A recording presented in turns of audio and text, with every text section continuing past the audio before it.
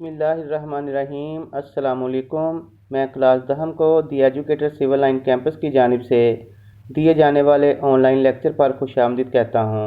आज उर्दू का lecture number 51 है, जिसका उन्वान है नज़्म ऊँट की शादी के शायर का तारुफ और अशार की तशरीह।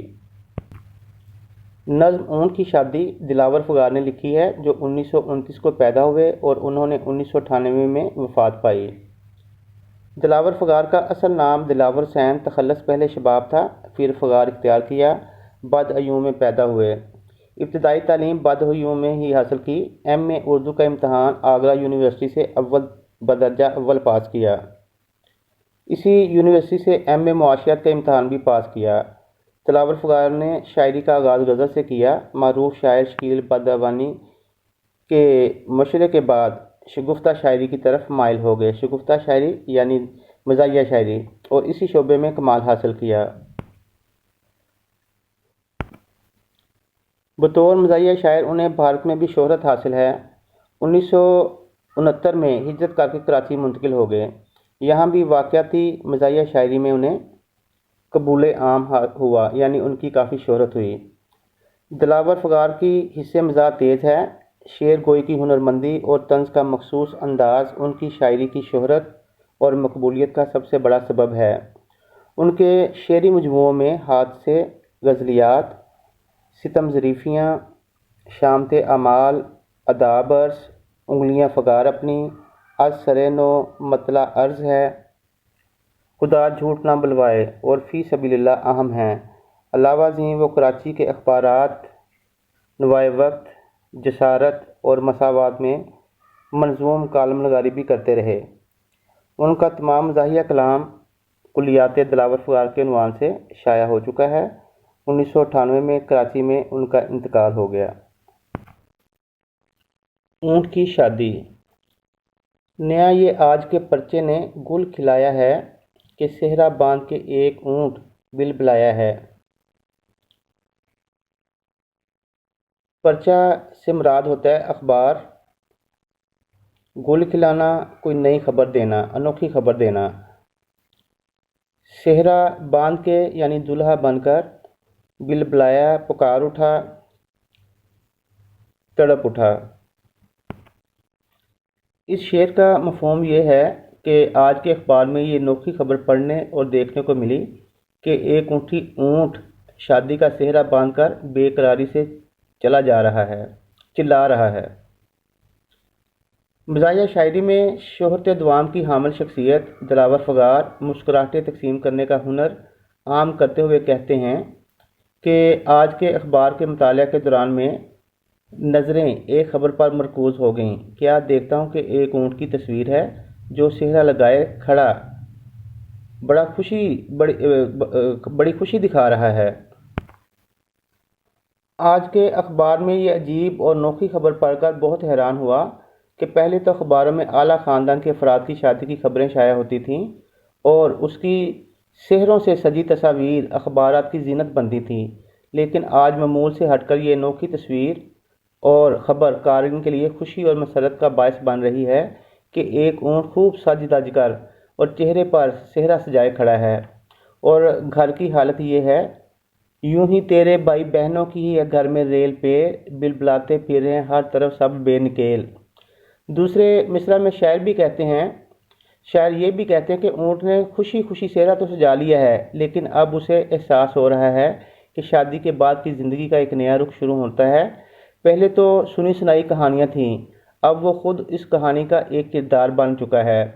बेशुमार शादीशुदा अफराद के अफसाने उसके सामने हैं, इसलिए आइंदा आने वाली मुश्किलात को देखकर ऊँट भी पुकार उठा, तड़प उठा है और खूब परेशान दिखाई देता है। शुतर के घर में पयामे बहार है सेहरा, कभी कभी तो बड़ा बेमुहार है सेहरा। शुतर कहते हैं ऊँट को, पयामे बहार, बहार का पैगाम, बेमुहार आज़ाद आवारा।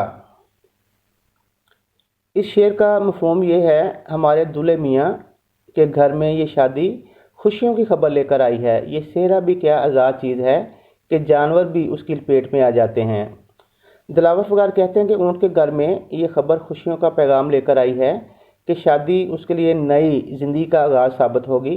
ये बात ऊँट के लिए बाइस फ़ख्र और बाइस एज़ाज़ है कि आज उसके चेहरे पर सजा ये चेहरा उसे बेशुमार खुशियाँ देने वाला है। जब किसी के चेहरे पर यह चेहरा सजता है तो ना सिर्फ उसे बल्कि पूरे घर वालों के लिए खुशी का बायस ठहरता है।